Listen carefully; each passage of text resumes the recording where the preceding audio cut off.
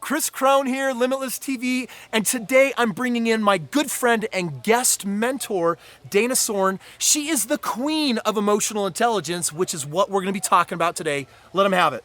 I'm so excited for today because what I have found is that our emotions create our thoughts, which then create our actions, which then create our outcomes. And so if you can master your emotions, you can master the outcomes in your life and be the master and conscious creator of your whole life. Guess what? That's what's coming to you right now.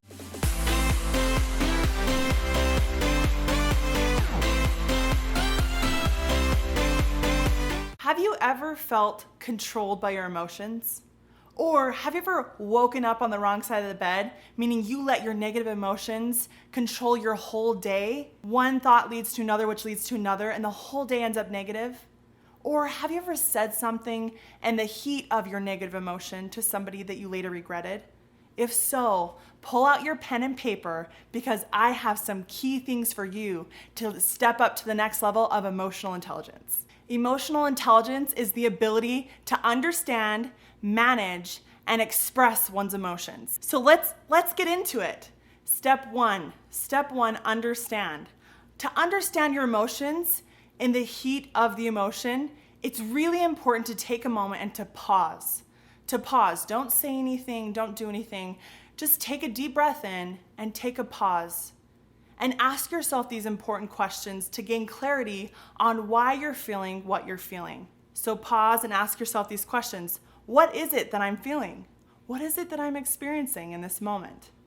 And the most important question, why? Why am I experiencing these emotions? When you get clear on what it is you're feeling, it's actually scientifically proven that you're able to let go of those feelings and emotions so much faster than if you were just to keep in the negative emotion, not knowing what it is you're experiencing, but letting those emotions drive you and who you are and your whole experience from that moment forward. Understanding why. One of my favorite questions to understand the why is, what do I feel like this experience means about me? What is it that I'm experiencing? Why am I feeling frustrated? Well, I'm feeling frustrated because I'm feeling overwhelmed with all the things that I have to do. So getting clear on what it is, but also why, and what does it mean about you? Well, when I'm overwhelmed with all the things that I have to do, I have this feeling inside that I'm not enough. It triggers that emotion. And so understanding that, I can actually say, okay, I'm not enough. That's definitely a lie, and I can let it go.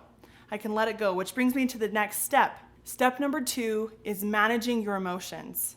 This step might, for some of you on this new journey of emotions and emotional intelligence, might feel counterintuitive. But let me tell you, as you practice this, it will become a powerhouse tool for you. Managing your emotions is the ability to allow yourself to feel your emotions, to feel what you're feeling without judging yourself. That's really, really important because when you judge the emotion that you're feeling, the negative emotion that you're feeling, it anchors it in. It actually causes it to last longer. One of my mentors taught me this, that when you allow yourself to feel your negative emotions and not judge yourself by those emotions, but just allow it to feel it and flow through you, the negative emotions only last about 90 seconds. Can you believe that? 90 seconds. And for some of us, we suppress our negative emotions because we're so afraid of feeling them because we feel like they define us. So allowing yourself to feel those emotions without being defined by the emotion is the power of emotional intelligence. Feeling it and letting it go. That's the key.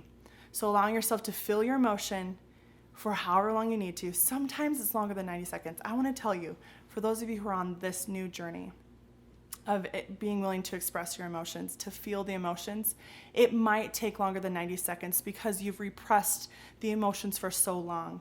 I experienced this on my journey when I first started my journey of emotional intelligence and actually allowing myself to feel my emotions. And so I started to give myself a time frame. If it's longer than 90 seconds, that's okay. When you get better, it'll get shorter and shorter. But set yourself up for a time frame. Say, I'm gonna intuitively just check in. How long do you need to really feel this negative emotion? And allow yourself that time. Usually for me, it's about 24 hours max is what I allow myself to feel, 24 hours max. But you get to set it for you. How long do you want to stay in that negative emotion? And set that time frame, and as soon as that time frame's up, that's your cue to move forward into that next level of figuring out a solution to why you're feeling the way that you are and stepping into the positive. Step number 3 is effectively expressing your emotions. There's 2 parts to step number 3. Because rarely is it ever a good idea to express your negativity onto somebody else in the heat of the negativity. I would say rarely, if ever, is that a great idea, because you create more harm than good. You can never take back the words that you say. Those mean words that you say, you can't take those back. What's said is what's said.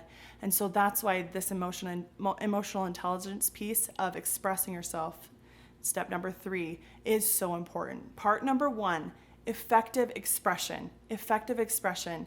This comes after you've figured out what it is that you're feeling and why, and then you've allowed yourself to feel the emotion, and this is a way to effectively release that emotion, effectively express that emotion.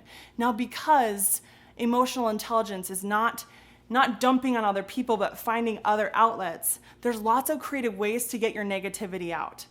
And it's so important, my friends, it's so, so important that you find an outlet for this negativity, especially you people who are used to and held to the standard of being positive, the positive ones in the world, positive and uplifting. We all have this negativity. It's part of the human experience, is these negative emotions. This is why it's so important to allow yourself to get it out without judging yourself. So finding an effective way to get that out. Now, I have a couple of suggestions. You can write and burn. You can write and burn about your experience, meaning get a piece of paper out and write about the experience, all the negative emotions that you're feeling. Maybe write about all the things that you would say to that person and all the mean things. Get it all out on a piece of paper and effectively express all of that negative emotion, and then take that paper when you're ready. Don't give it to anyone, but burn it. Burn it and just let it go. That's your signal to yourself that you're letting it go. You're going to let go of that negativity. Another possibility is to get a piece of paper and pen out and just scribble. Just scribble away. If you don't feel like you're an effective writer, just scribble. This is a great one for kids too. When your kids are feeling a lot of negativity, get some crayons and paper out and just allow them to express their negativity so they're not expressing it on each other. It's really, really powerful. Let's see. Oh, another way is to run. Some people really find it super effective to go for a run and just get that negativity out. If you feel comfortable, express out loud the negativity that you're feeling. One of my favorite ways is to go for a drive. Go for a drive in my car, and I actually envision the person sitting next to me that I feel like I need to get negativity out. Sometimes that looks like my husband, sometimes it's a friend, somebody that I'm frustrated with, and I actually will say all the things that are negative building up inside. I'll say all those things as if they were sitting there, and it allows me, it's with the intention not to build on the negativity, but to let it go, to effectively express. And I can tell you, I've done this in my marriage. And every time I've done this in my marriage, I can go back and I can have the most effective conversation with my husband about something that's been bothering me.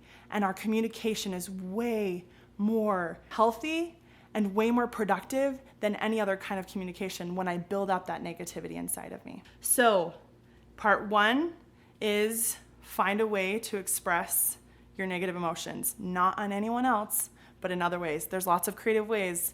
I'd love to see what you've done to express yourself in a healthy negative way to get your stuff out. Part two, sometimes it's important and sometimes it's not. Only you will know. Part 2 is the ability to express yourself to the person, express your emotions and how you feel to the person that you are having a problem with. Now, there's some really important keys to this part. There's some really important things. Number 1 is to express what you observed, what you saw, and how you felt about it. It's important to not place any judgments or blame on the other person, but to just express what you observed and how you felt about it. And then what you would like to see different next time.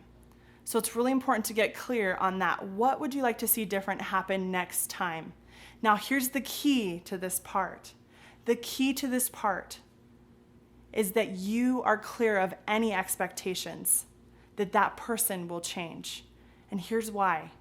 Because the whole point of this exercise is to effectively express your emotions, to use your voice and to talk, and to share with the people you love in an effective way what you would like to see differently. Now, you have a hope that things can change. That's fine, but you don't expect it. Meaning if it doesn't happen, then you're not going to freak out. You just move forward and you keep this pattern going. Keep expressing yourself. Keep sharing. Keep getting those negative feelings and emotions out. And that, my friends, is the 3 main steps to emotional intelligence. Thank you so much for joining us today, and learning about emotional intelligence. Go rock your life. Be the conscious creator of your life today. And I'll tell you what, if you want to see more of Dana on Limitless TV, I want you to comment below, because she is this incredible wealth of knowledge. In fact, Dana visits us every month on our 3-day Limitless stage and rocking that stage with amazing transformational information, processes. And if you want to get to know her better, then claim one of your discounted tickets that you have by virtue of being a subscriber. And we'll see you at one of our next 3-day Limitless events. Come join us and have some fun.